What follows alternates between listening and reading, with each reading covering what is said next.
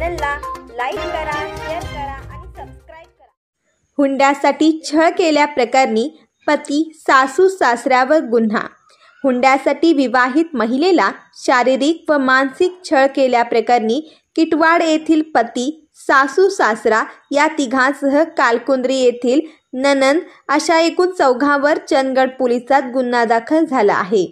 निलेश शिवाजी हेब्बाळकर, सुनंदा शिवाजी हेब्बाळकर, शिवाजी भरमू हेब्बाळकर तिघेही राहणार किटवाड व रेश्मा प्रताप पाटील राहणार कालकुंद्री यांच्यावर गुन्हा दाखल झाला आहे।